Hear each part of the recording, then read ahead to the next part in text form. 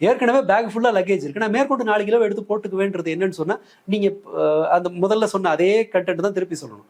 நமக்கு லைஃப் வந்து ரொம்ப போர் அடிக்குது.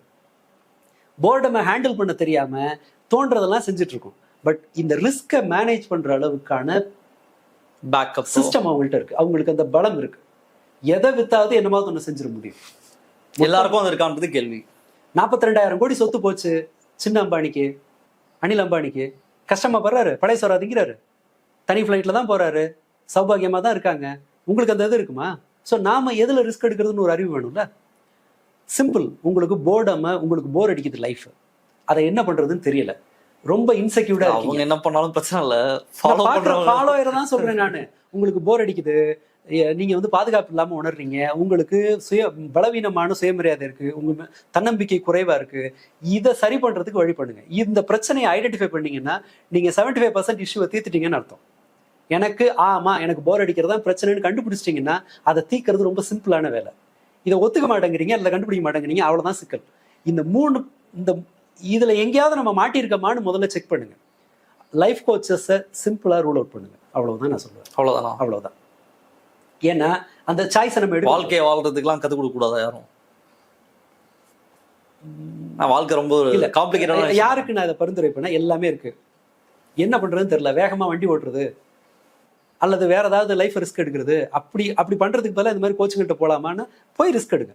நான் யாரும் அந்த இதெல்லாம் இல்லை. ஆப்பிள் கம்ப்யூட்டர் ஓனருக்கே அதானே சொன்னாங்க. அந்த ஆள் லிவர் மாற்ற மாட்டேன்னாரு, நான் இமயமலைக்கு போய் நான் ஆயுர்வேத வைத்தியம் எடுத்துக்கிறேன்னாரு. ஓந்தாலும் எடுத்துக்க, அவ்வளவுதான். பட் நம்ம சாதாரண மனிதர்கள் ஒரு அப்பாவித்தனத்தினால அதை போய் மாட்டிக்க வேணான்றதுக்காக சொல்றேன். வேண்டாம். லைஃப் கோச்சுங்கிறது ஒருத்தர் தேவையில்லை. உங்களுடைய நீங்க ஒரு பிரச்சனையை சந்திக்கிறீங்க அப்படின்னா அதை ஒருத்தரை தேடி போய் அதை மட்டும் தீர்த்துக்கலாம். உங்களுக்கு ஒரு போதாமை இருக்கு அப்படின்னு சொன்னா அதற்குரிய ஆட்கள்கிட்ட நீங்க ஆலோசனை கேட்கலாம். பட் வாழ்றதுக்கு கத்து தர்றேங்கிறதுலாம் அது அவசியமே இல்லை. குழந்தை வளர்க்கறதுக்கு அதுவும் தான். நீங்க குழந்தைக்கு ஒரு டாக்டரை பார்ப்பீங்கல்ல, அந்த டாக்டர்கிட்ட கேளுங்க. அவங்களுக்கு ஓரளவு அறிவியல் பூர்வமா அணுக தெரியும், அதை ஃபாலோ பண்ணுங்க. ஓவரா செல்லம் கொடுக்கக்கூடாதுங்கிறது வந்து யாரோ ஒரு கோச் சொல்லி கொடுக்கணும்னு அவசியம் இல்லை. சரியான உணவு கொடுங்கிறது ஒரு கோச் ஓவரா செல்லம் கோச் சொல்லி கொடுக்குறாங்கன்னு நினைக்கிறேன். ஆமா, இந்த கோச் பாருங்க, குழந்தையோட உட்காந்து போர்னோகிராஃபி பார்ப்பேன்னு சொல்றாங்க. சரியான சாப்பாடை வந்து ஒரு கோச் சொல்லி கொடுக்கணும்னு அவசியம். ஐ மீன் சரியான சாப்பாடு கொடுக்கணுங்கிறது நம்ம எல்லாருக்கும் தெரியும். எந்த சாப்பாடை கொடுக்கணுங்கிறத நீங்க தேடி போடலாம். பெற்றோர்கள் நீங்க சந்தோஷமா நிறைவா இருந்தீங்க, மகிழ்ச்சியா இருந்தீங்கன்னு சொன்னா உங்க குழந்தை வளர்க்குற டாஸ்க் ஈஸி. என் லைஃப் ஒரு சாபம், எனக்கு எதுவுமே கிடைக்கல, நான் வந்து எனக்கு எல்லாமே கிடைக்கல, நான் எப்படி சொல்றது, ஒரு விக்டிம் கார்டை எடுத்துட்டு உட்காந்துருந்தீங்கன்னா உங்களால உங்க குழந்தைய வளர்க்க முடியாது. இதெல்லாம் அடிப்படையான ஒண்ணு, எல்லா இடத்துலையும் பரவலா கிடைக்கிற ஒண்ணு. தேடி போய் மெனக்கெட்டு உட்காந்து ஒருத்தர் கேதுன்னு அவசியம் இல்லை. சரியான வயசுல இது கொண்டு போங்க. 10 வருஷம் முன்னாடி பிளே ஸ்கூல் தேவையில்லைன்னு சொல்லியிருப்பேன் நான், 10-12 வருஷம் முன்னாடி. இப்போ பிளே ஸ்கூல் அனுப்பிடுங்கன்னு தான் நான் சொல்லுவேன். ஏன்னா எல்லா குழந்தையும் பிளே ஸ்கூல் போயிட்டு வந்து ஸ்கூல்ல உட்காருது. உங்க குழந்தை பிளே ஸ்கூல் போகாம போய் உட்காந்துச்சுன்னா ஸ்கூலோட ஒழுங்குக்கு அவங்க ஒத்து வர மாட்டாங்க, ஒருவேளை பின்தங்கலாம், கொஞ்சம் டஃபா இருக்கலாம். ஆமா, நல்ல பிளே ஸ்கூலை தேடி போங்கன்னு சொல்லுவேன். ரொம்ப ப்ரெஷர் போடாத, விளையாட விடுற பாதுகாப்பான ஒரு பிளே ஸ்கூலை தேடி போங்கன்னு வேணா சொல்லலாம்.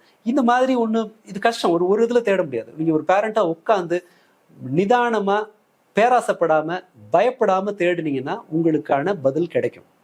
ஒரு கோச்சு கிட்ட உங்களை சரண்டர் பண்ணீங்கன்னா, கடவுள்கிட்ட ஒப்படைக்கிற மாதிரி, பெருமாள்கிட்ட ஆண்டாள் போய் சரண்டர் ஆன மாதிரி எல்லாம் சரண்டர் ஆனா நீங்க 99% ஏமாறுறதுக்கு தான் வாய்ப்பு உண்டு. Beware of all life coaches. கோச்சஸையும் நான் குறை சொல்லலை இந்த இடத்துல. அவங்க ஏதோ ஒன்று பண்ணணும்னு நினைக்கிறாங்க, பண்றாங்க. பட் அது ஒர்க் அவுட் ஆகிறதுனால அவங்களும் அந்த என்கேஜ்மெண்ட்ல அதெல்லாம் பண்ணிட்டு இருக்காங்க. ஒரு ப்ராப்பரான மெத்தடாலஜி இல்லாமல் இந்த மாதிரியான மதம் கண்டதையும் போட்டு மிக்ஸ் பண்ணானா அவன் திசைக்கு கும்பிடு போட்டு அந்த பக்கம் போயிடுங்க. அப்படி செய்ய முடியாது. மதத்தையோ அதை மிக்ஸ் பண்ணி நடத்துற எந்த ஒரு மதத்தையும் சயின்ஸையும் மிக்ஸ் பண்ற எதுவுமே, அல்லது ஒரு பிஹேவியரல் ட்ரைனிங் எதுலையுமே மதத்தை மிக்ஸ் பண்ணாங்கன்னா அது விளங்காது, உங்களை குட்டி சோறா தான் ஆகும். ஸோ அதுல இருந்து கொஞ்சம் கவனமா இருங்க, அவ்வளவுதான். ரொம்ப நன்றி தோழர். நிறையா பேசியிருக்கோம். குறிப்பாக அவங்க சொன்ன எல்லா டாப்பிக்கையும் நம்ம டச் பண்ணியிருக்கோம். மக்கள் பார்த்துட்டு என்ன சொல்றாங்கன்னு பார்ப்போம். இன்றைய தினம் நிகழ்ச்சியில் கலந்து உங்களுடைய கருத்துக்களை பேச ரொம்ப நன்றி. நிறைய விஷயம் பேசியிருக்கோம். பிடிச்சிருந்தா லைக், ஷேர், சப்ஸ்கிரைப், கமெண்ட் பண்ணுங்க. மற்ற நிகழ்ச்சியில் சந்திப்போம். நன்றி, வணக்கம்.